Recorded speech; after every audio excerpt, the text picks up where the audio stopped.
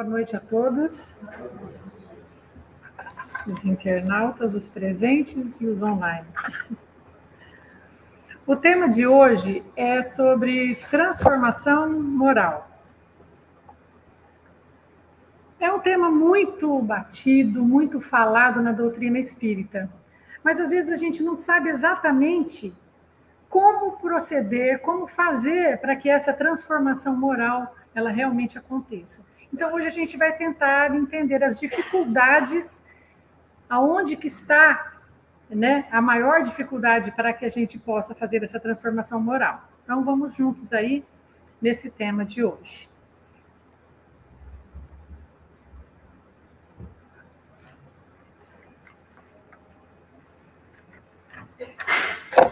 Um bichinho aqui. Antoine, né, em francês, eu não sou francesa, mas Antoine Lavoisier foi um químico francês tido como o pai da química moderna. Ele viveu no século XVIII e revolucionou a química e a biologia de toda a nossa época. Através dos seus estudos e descobertas, ele chegou a uma conclusão. Só um minuto, gente, porque tem realmente um bichinho aqui me incomodando. Ele revolucionou a química e a biologia através dos seus estudos, e num desses estudos, numa dessas descobertas, ele demonstrou que numa reação química, a massa total de um experimento, de todos os ingredientes desse experimento, é igual à massa total final. Então, todos os ingredientes, todos os reagentes que ele usava para trabalhar essa transformação química, num ambiente fechado, ele percebia que no final, o produto final tinha a mesma massa. Isso parece um pouco óbvio, né? Eu ponho bastante ingrediente e peso o mesmo peso aqui, a mesma massa vai ser a mesma massa final. Mas ele estava lidando com reação química, transformações, elementos voláteis, líquidos, gasosos. Então, ele não sabia exatamente como queria se processar isso. Então, ele percebe que todas as experiências que ele fazia nesse sentido resultavam da mesma forma. Foi daí que nasceu uma lei da química, a famosa lei de Lavoisier, que a gente conhece pelo famoso enunciado que na natureza nada se cria, nada se perde, tudo se transforma.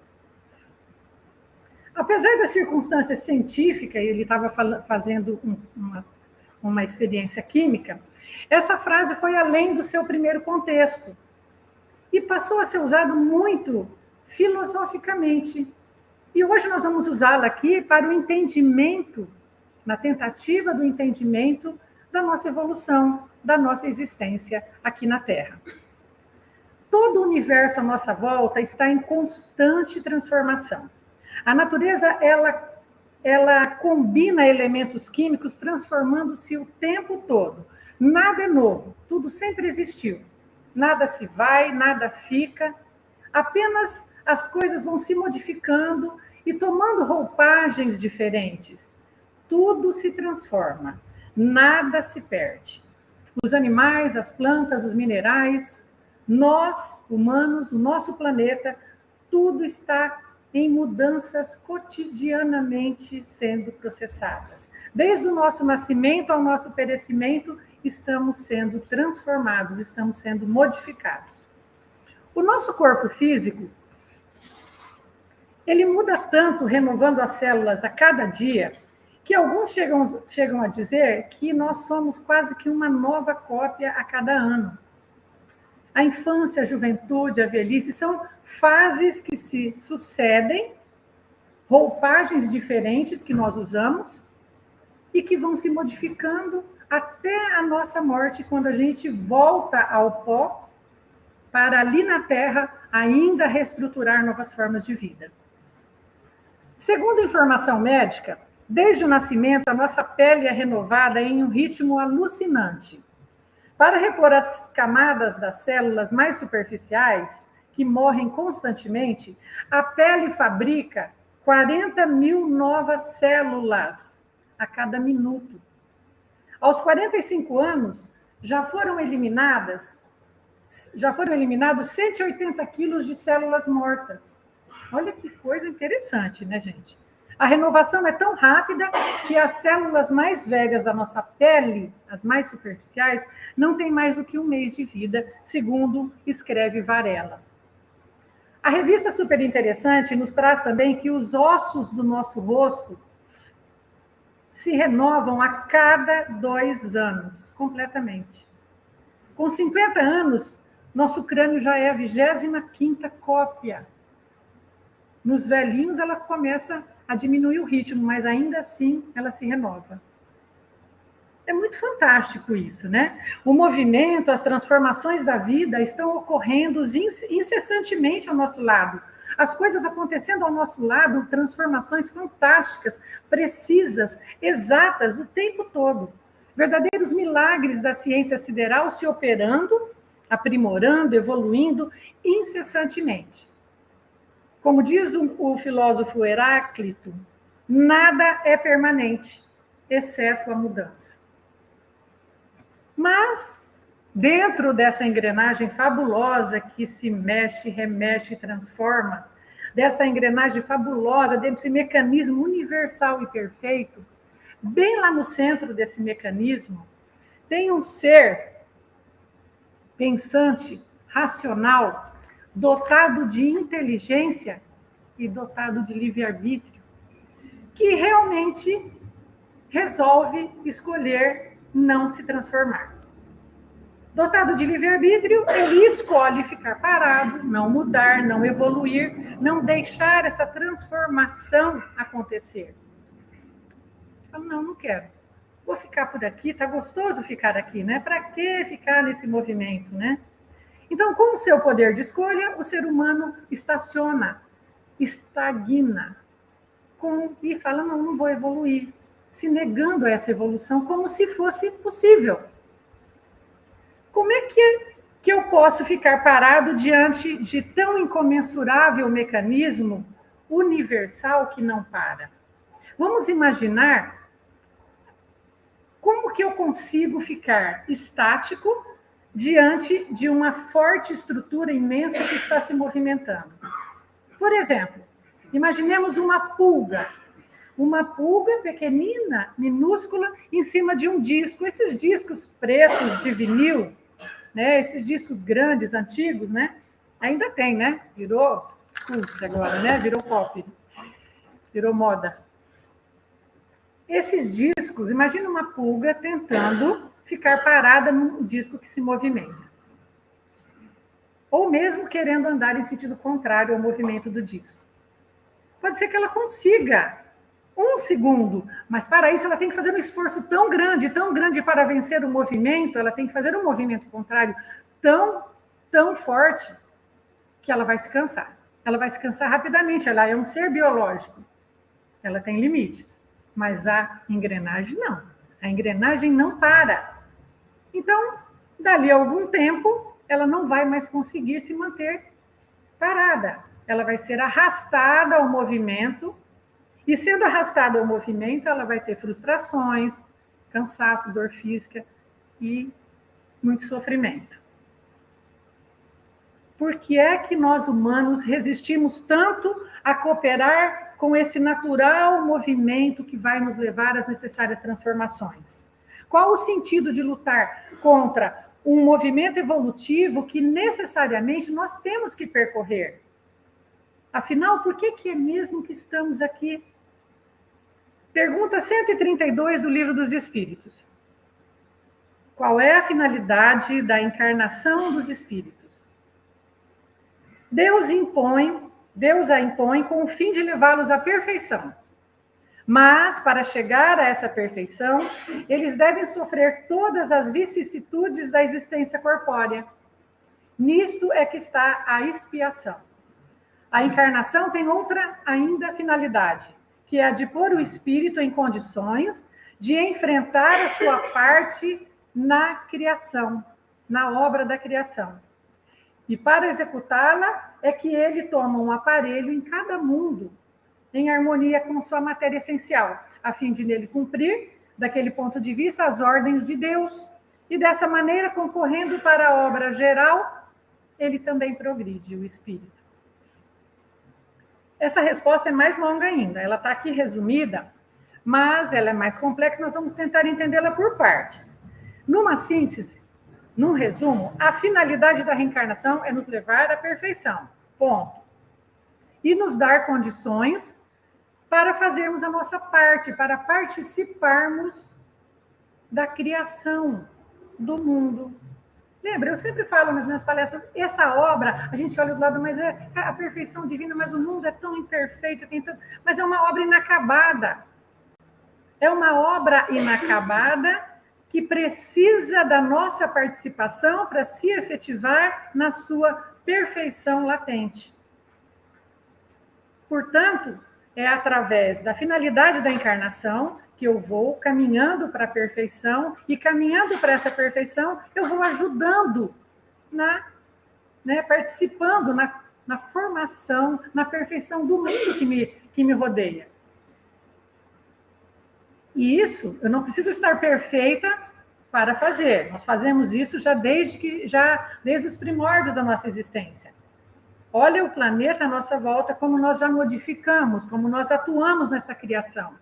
Desde a pré-história, o homem vai trabalhando. Hoje nós trabalhamos vários aspectos ao nosso redor, inclusive a domesticação de animais. Nós vamos modificando, trabalhando, ajudando o princípio inteligente, o princípio espiritual, sem perceber, sem nem saber direito o que a gente está fazendo, mas a gente está participando da criação. Bom, vamos voltar lá. O espírito criado simples e ignorante, pergunta 115 do Livro dos Espíritos, a mais falada, tem como fim a perfeição, mas como ele chega a isso? Como é que a gente chega a essa perfeição? Então, voltemos agora para 132. Para chegar a essa perfeição, eles devem sofrer todas as vicissitudes da existência corpórea. Nisto é que está a expiação. Bem, quando eu li isso, eu entendi porque tantos espíritas falam que a gente veio aqui para sofrer mesmo. Que aqui é um planeta de provas e expiação e não tem outro jeito, não. O negócio aqui é sofrimento. E assim, se você quisesse ir por amor ou pela dor. Mas como a gente não é muito bom de amor, não é mesmo? A gente não é muito bom de amor, a gente vai mesmo pela dor. E eu tenho um pouco de resistência a esse entendimento. Eu confesso que na primeira vez que eu li, eu fui por aí.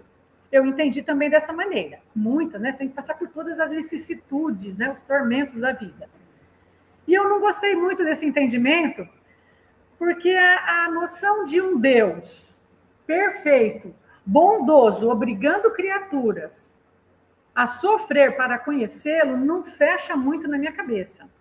Não combina com Deus isso.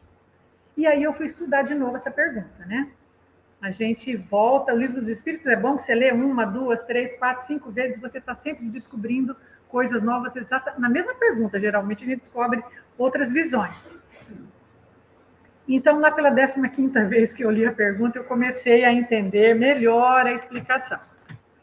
Realmente, quando eu leio que para chegar à perfeição, nós precisamos sofrer todas as vicissitudes da existência corpórea, nisso é que está a expiação, eu de imediato traduzo, como eu disse, na acepção vulgar, que nós temos que padecer por aqui, sofrer, não tem outro jeito. Mas as palavras, principalmente na língua portuguesa, elas têm vários significados.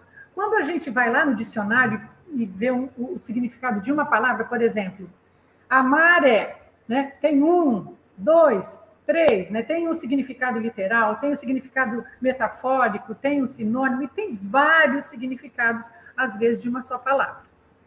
Então, eu voltei lá no dicionário para tentar entender essas 3 palavrinhas, sofrer, vicissitudes e expiação. Vamos lá. Sofrer, no dicionário, 1, significa sentir dor física ou moral. Padecer. Ok, é o que a gente entende. Mas também significa passar por, experimentar. Experimentar com resignação e paciência. Suportar, tolerar, aguentar.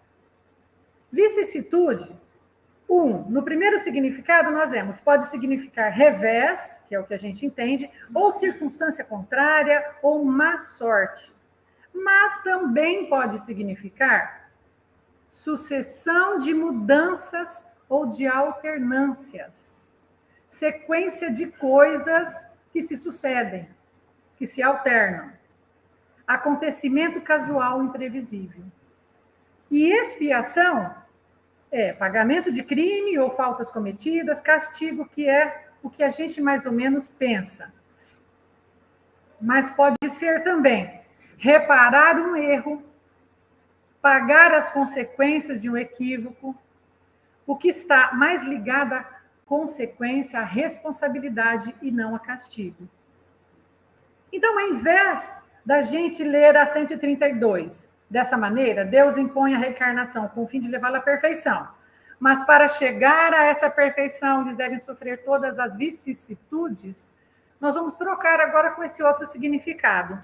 Para chegar à perfeição, o espírito deve experimentar, sentir todas as sucessões de mudanças ou alternâncias da existência corpórea. Sentir todo o encadeamento de coisas que se sucedem na existência corpórea. E é claro, por ser ignorante na acepção correta do termo, por não ter conhecimento, esse espírito que não sabe, naturalmente ele vai errar. E errando, ele deve reparar os próprios equívocos que ele mesmo produzir. Nisto reside a expiação. Não ficou melhor a explicação? Ficou melhor. A gente talvez não precise sofrer tanto. O que a gente precisa mesmo é viver experiências. Esse é o sentido da encarnação. Portanto, estamos aqui para passar por uma transformação, onde a gente chega como espírito ignorante, vazio, e vamos nos transformando através das experiências em um espírito com conhecimento, com sabedoria. E através dessa experiência a gente vai desenvolvendo esse espírito para que ele possa exercer toda a sua capacidade de co-criador, toda a sua capacidade divina de co-criador. Olha que bonito, olha que grandioso que é o nosso futuro. E diante de um objetivo tão fabuloso e tão sublime, por que é que nós resistimos tanto ainda a essa transformação? Por que será? Podemos pensar em vários motivos aqui. Eu enumerei 3 motivos, eu condensei em 3 motivos que eu considero mais principais para falar sobre essa oposição às transformações do espírito. O primeiro motivo a essa resistência à mudança é o medo de sofrer. Para vivenciar as experiências do caminho, a gente tem que se envolver em situações que, exatamente por não ter vivido, por não ter passado, nós vamos encontrar dificuldades, nós vamos provocar equívocos, nós vamos gerar dores, nós vamos gerar aborrecimento, e nós vamos gerar necessidade de participar, de se entrelaçar nessas relações. Isso vai gerar o quê? Vai gerar conflito, que vai gerar, então, a necessidade de eu me conhecer, de eu conhecer o outro para dirimir esses conflitos. Então, eu tenho que me envolver nesse caminhar, nessas experiências. E para eu me envolver nessas experiências, às vezes eu tenho que dar um mergulho interno e encontro algumas sombras que nem sempre são boas. São as minhas sombras que estão aqui, como eu encontro as sombras do meu semelhante, como eu recebo críticas, autocríticas, nesse processo todo. Isso é desconfortável. A gente não gosta muito. Então, a gente fala, para que mexer com isso, né? Ah, a relação não está boa, vamos discutir a relação. Ah, discutir a relação, não. Né? Vamos deixar para amanhã, para quê? Para que colocar o dedo na ferida vai doer? E aí a gente se retrai e fica estagnado e não avança por medo de sofrer. A gente tem medo de viver essas experiências. Então, a gente fica acomodado ali no nosso sofá, amanhã, né? Amanhã a gente discute, mas vamos levando, deixa a vida levar, que vai dar tudo certo. E não vive e não aprimora esse potencial que poderia ser trabalhado através dessas experiências nem sempre confortáveis, né? O outro motivo a essa resistência é a falta de amor ao aprendizado. Nada em nós se transforma se nós não adquirirmos conhecimento. Nós não podemos transformar aquilo que nós não conhecemos. Por isso Kardec fala tanto do autoconhecimento. Eu preciso conhecer essa engrenagem. Eu quero consertar um carro, eu preciso conhecer a engrenagem, como é que ele funciona. Preciso de conhecimento para aprimorar, para entender esse funcionamento. E depois eu preciso de sabedoria, de adquirir mais conhecimento para saber como fazer para melhorar. De toda forma, não dá para falar em modificação sem falar em adquirir conhecimento. Mas as crianças não gostam muito de ir na escola, né? Elas estão brincando lá na rua e a gente chama, menino, vem tomar banho para ir para a escola. E ninguém gosta, né? Eles querem ficar brincando o dia todo. Tudo que os tira do divertimento é enfadonho, é cansativo, é chato. E nós somos crianças espirituais. Nós somos crianças vivendo uma infância espiritual. E a gente também não gosta muito, não, de sair do conforto do divertimento. A gente tem que sair dessa situação e se envolver para aprender. Então, a gente, como criança espiritual, a gente prefere ficar aqui no divertimento e a gente evita o aprendizado que nos tiraria dessa situação. Para obter o prazer ao aprendizado, é preciso envolvimento, atenção, dedicação. As primeiras lições são difíceis. As primeiras lições,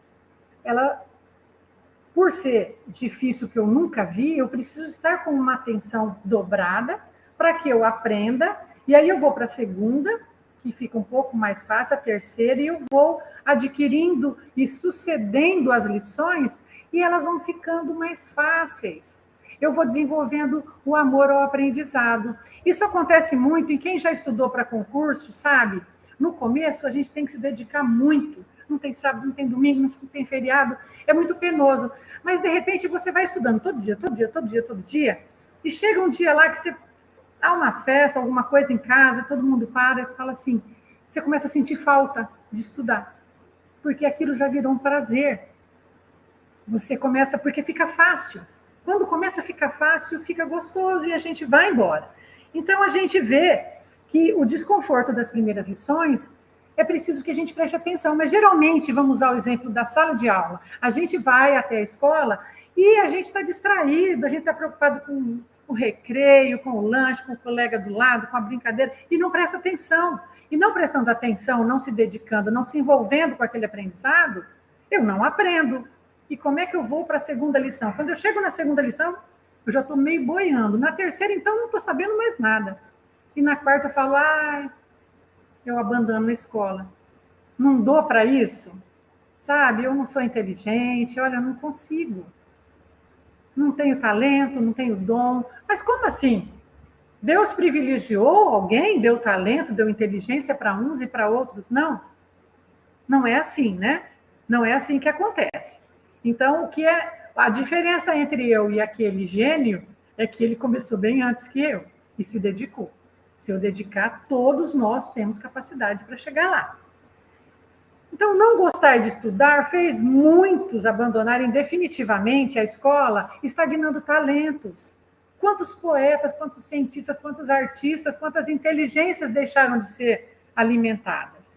E aqui eu faço um parênteses. Quando eu falo de conhecimento, é preciso adquirir conhecimento para se transformar. A escola é importantíssima. A instrução escolar, a instrução acadêmica, a instrução que a gente adquire através dos livros, é muito dos estudos, é muito importante e ela tem um fator assim de nos trazer conhecimento muito rápido, muito rápido. Mas não é só isso, nós podemos aprender de outras formas. Nós podemos aprender através da observação em tudo que nós fazemos. Quando nós caminhamos e observamos a vida à nossa volta, nós aprendemos com a natureza os detalhes da criação divina. Isso me dá informações do Deus que o fez. E aquilo me informa sobre os atributos de Deus. Olha, eu aprendendo, eu vou entendendo os mecanismos.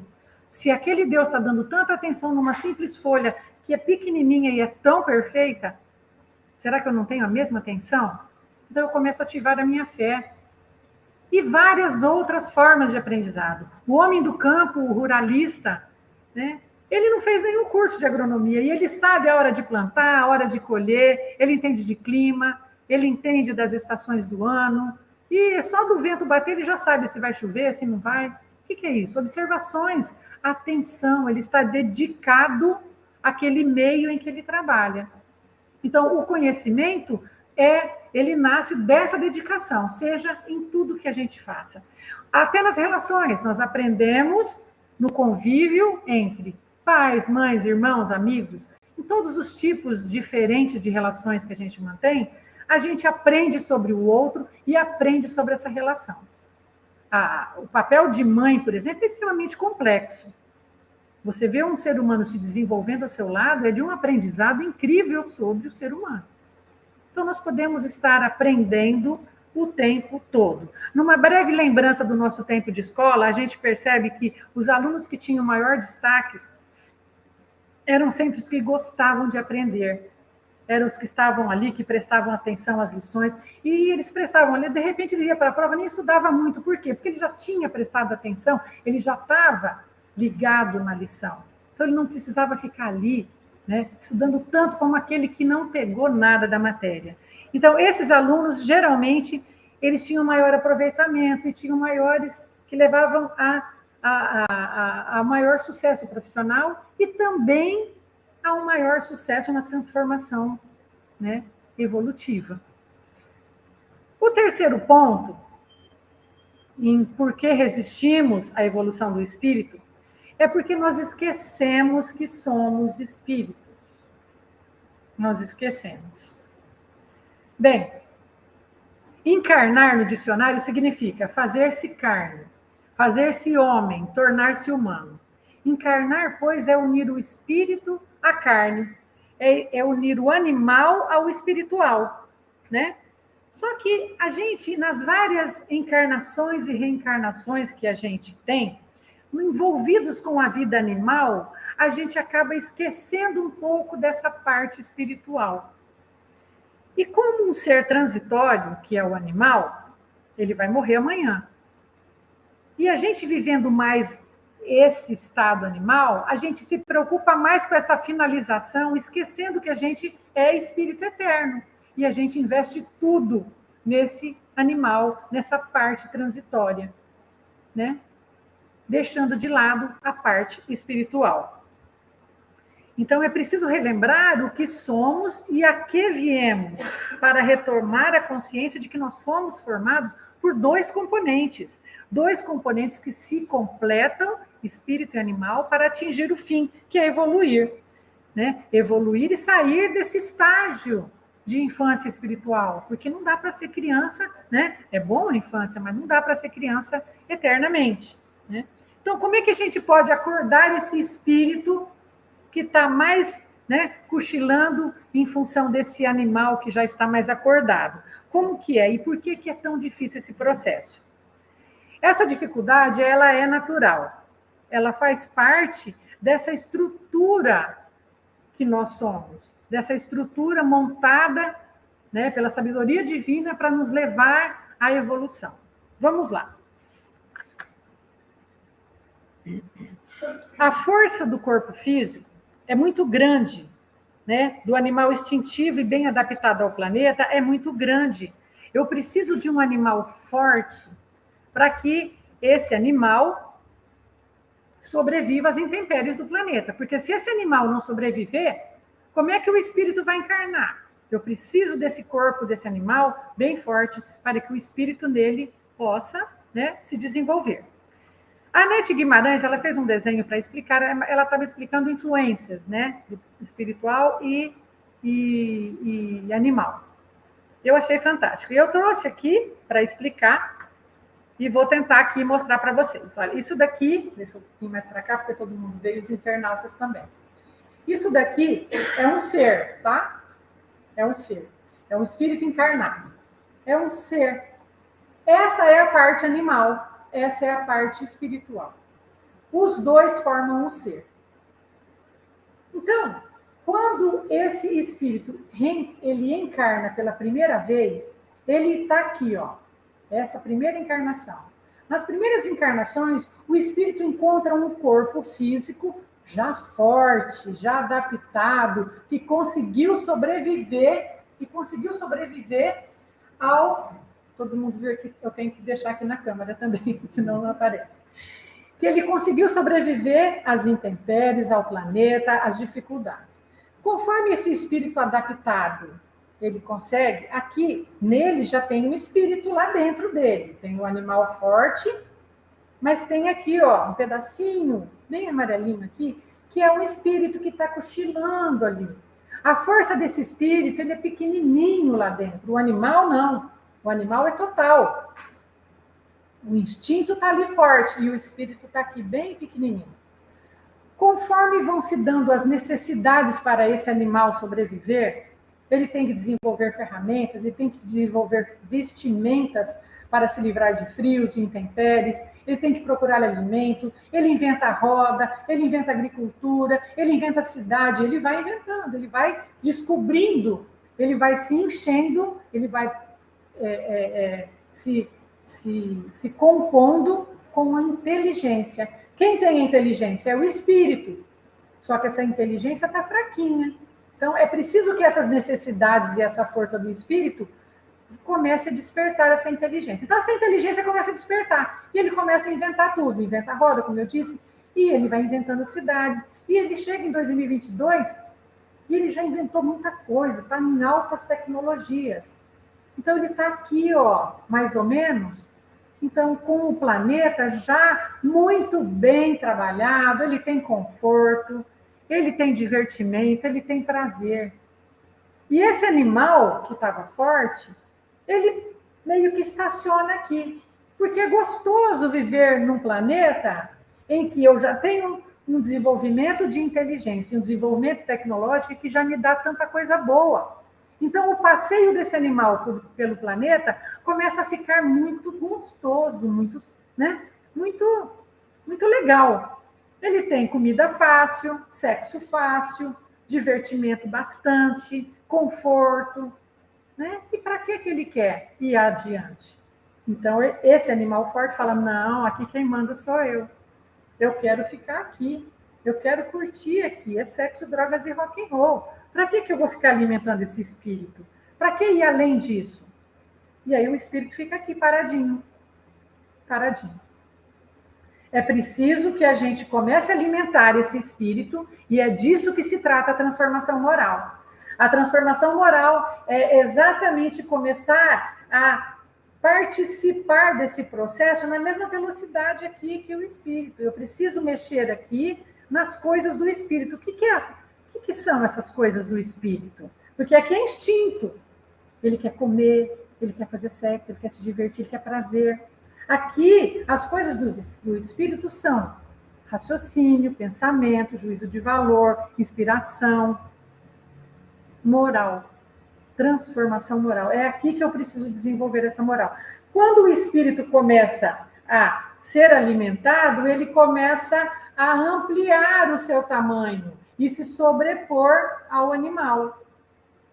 E aí chega um dia que ele está lá em cima, ele vira espírito de luz e ele não precisa mais do animal, né? Ele não precisa mais reencarnar para desenvolver essas habilidades básicas. Isso é o começo da nossa existência, porque daqui para frente continua, não tem fim.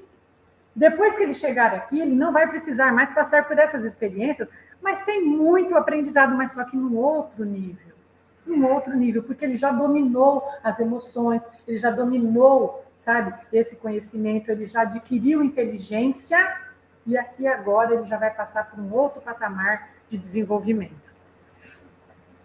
Acho que deu para entender o desenho, mais ou menos, né? Portanto, gente, a gente gosta muito dessa roupa animal, né? E a gente não quer se desfazer dela. Então, o que está atrofiando a nossa racionalidade. Quando a gente não investe nesse espírito, a gente está atrofiando as coisas do espírito. Qual que é o atributo do espírito? A inteligência. E se eu não coloco em atividade essa inteligência, se eu não raciocino, eu atrofio a minha inteligência. Mas inteligência não atrofia.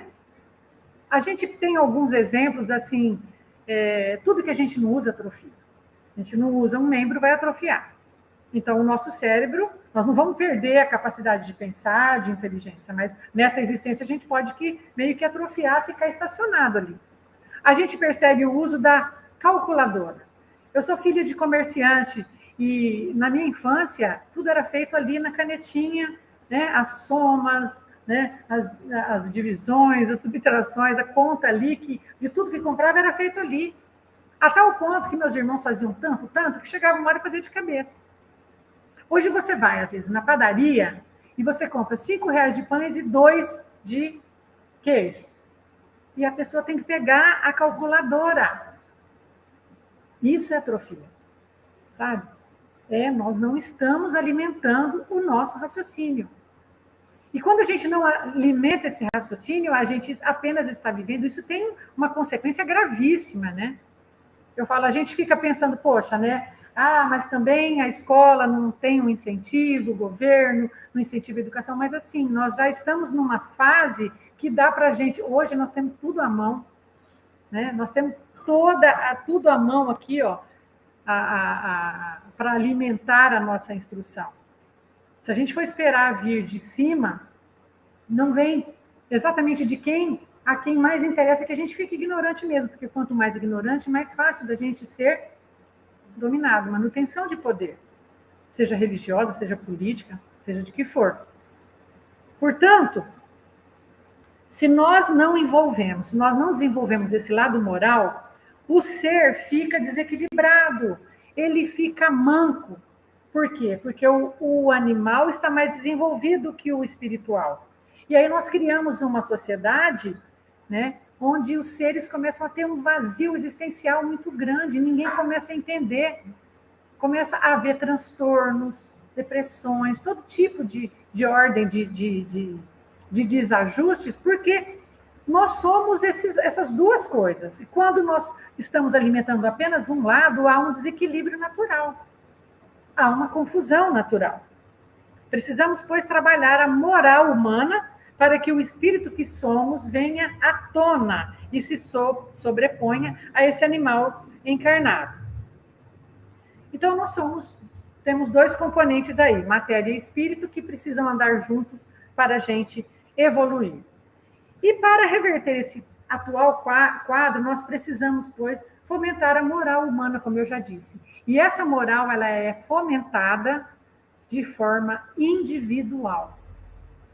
Isso só acontece, essa modificação moral, a transformação moral só ocorre na forma individual. Não há que falar, nós precisamos trabalhar a transformação moral do planeta. Tá. Isso tem que ser feito um por um. Só vamos conseguir essa transformação social quando nós, unidades da sociedade, estivermos transformados moralmente. Então, é uma transformação individual. E aí a gente precisa estar acordado e com vontade, né? Vontade para fazer essa modificação. Na pergunta 604 do Livro dos Espíritos, a 604A, eles dizem que a inteligência, ele está falando de assunto de animais lá, mas ele tem uma frase final que ele fala que a inteligência produz a vida moral. Porque a gente tem uma ideia de que a gente avançou tecnologicamente, a gente avança em inteligência, mas a moral é outra coisa. Não. Para adquirir a moral, nós precisamos do desenvolvimento da inteligência. Nós precisamos do raciocínio. É uma coisa que eu sempre busquei na doutrina espírita, e porque eu me identifiquei muito com Kardec, porque ele ensina que nós podemos, através do raciocínio, desenvolver todas as virtudes. Nós podemos aprender a amar, a perdoar, a ser solidário. É aprendendo, nós estamos vazios, lembra? Tudo é aprendível. Tudo pode ser aprendido através da nossa vontade. Lá na 609 do Livro dos Espíritos, ele traz uma pergunta, porque nós percebemos que o mundo evoluiu tecnologicamente, nós já chegamos nesse ponto de progresso muito grande, né? E nós percebemos que até um determinado ponto, a gente vinha numa evolução mais vagarosa. Quem é mais velho percebe que no começo, 1950, estava tudo indo num ritmo. De repente, em 80, 90, 2000, o negócio foi num ritmo tão grande. Quem tem celular que sabe, né? A gente precisa ficar atualizando sem parar incessantemente, porque é uma loucura a descoberta, é aplicativo novo, é aplicativo para tudo, é uma delícia. Mas é num ritmo frenético. Então, vocês percebem que a evolução tecnológica do planeta, ela veio num ritmo gradativo até um determinado tempo, até alguns anos. E, ultimamente, essa velocidade aumentou. Só para dar um exemplo aqui, ó, do ano 1 ao ano 1900, a tecnologia da Terra foi amena. Mas nos últimos 100, 120 anos, ela deu uma acelerada. Um exemplo é o avião. Se nós contarmos do ano 0 até, né, depois do nascimento de Cristo, até o descobrimento do avião, que se deu em 1906, em 1906 aconteceu o primeiro voo, o homem levanta do chão. 1906. Nós passamos 1906 anos sem saber voar. Em 1906 acontece o primeiro voo e em 1969 o homem chega à Lua. 63 anos depois, olha que loucura, passamos 1900 sem sair do chão. Depois que saiu do chão, nós saímos daqui, fomos ali para a atmosfera e já fomos para o espaço. E depois, em 71, já foi descoberto o supersônico, vencemos a barreira do som, e a coisa vai se desencadeando muito mais rapidamente. Com o telefone, a mesma coisa.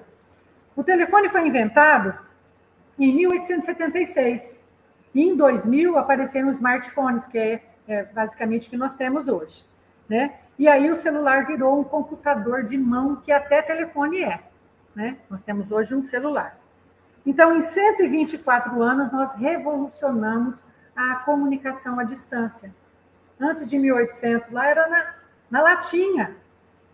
E em 125, 124 anos, nós passamos por uma coisa fantástica, onde a gente liga e vê ao vivo uma pessoa que está no Japão. Conversa ali, ó, em tempo real. Tudo muito rápido. Em 2003 o Skype, 2004 o Facebook, 2005 o YouTube, né, que modificou totalmente o convívio, as relações sociais. O Google em 98, né, uma ferramenta de busca que mudou completamente a nossa vida, facilitou, graças a Deus, demais. E em 2005 o Google Maps, que mudou, né, trouxe o GPS. A gente, às vezes, anda de carro, vai em alguns endereços e fala, meu Deus do céu, como é que eu iria conseguir? Como é que antes eu conseguia chegar em determinado lugar? Porque sem um GPS, sem um navegador. Então, hoje, eu sei o que está acontecendo no Japão, eu assisto guerras, eu assisto festas em tempo real, eu sei de notícias, eu consigo fazer uma visita ao Museu do Louvre em tempo real. Através do telefone, eu consigo fazer visitas a museus, eu tenho acesso à música, uma biblioteca na mão. Mas, ainda assim, a gente usa muito pouco essa ferramenta, né? A gente usa muito pouco, a grande massa humana continua sem ir atrás de conhecimento nessa ferramenta, né? A gente usa mais para se divertir, né? Para fofocar, para ficar ali no social. A gente usa muito pouco tudo o que isso nos oferece. E, como eu disse, vai atrofiando. Então, na pergunta 609 do Livro dos Espíritos, eles afirmam que os primeiros progressos se realizam lentamente, porque não são ainda secundados pela vontade, os primeiros progressos, mas seguem uma progressão mais rápida à medida que o espírito adquire consciência mais perfeita de si mesmo. Lembra o quadrado? Os primeiros progressos, basicamente, o animal, ele não tem consciência, ele tem necessidade. Ele vai por necessidade. Quando o espírito começa a ter consciência de si, a pegar amor, a se interessar, o negócio toma uma proporção, toma uma rapidez muito maior, muito grande em relação àquela que só vem pela necessidade. E é exatamente isso que a gente vê na tecnologia. A tecnologia quando começou a descobrir, vai-se num ritmo frenético. Então, para que a gente possa acompanhar esse ritmo frenético da tecnologia, do lado material, da inteligência material, nós temos que desenvolver agora a inteligência moral, as coisas do espírito, para que a gente possa ir junto nesse processo evolutivo. Dentro de nós coabitam dois componentes, então, necessários ao nosso desenvolvimento. Como na história dos dois lobos, um representa a animalidade, que é os instintos básicos, e o outro representa a inteligência, a espiritualidade. Dois lobos brigando entre si. Lembra a história dos dois lobos? Quem é que ganha essa luta? Quem a gente mais alimenta. Quem a gente mais alimenta. Foi necessário alimentar o animal para conquistarmos o planeta, para sobrevivermos. Mas agora é necessário alimentar o espírito para irmos além do planeta e vivermos a totalidade da nossa vida imortal. A transformação moral da nossa sociedade, do nosso planeta, começa na transformação moral individual de cada um de nós. Eu agradeço o convite, agradeço muito a atenção de vocês e peço a Deus que nos abençoe nessa jornada e nos ajude aí nessa transformação moral que a gente tanto precisa para mudar esse planeta de vez. Muito obrigada.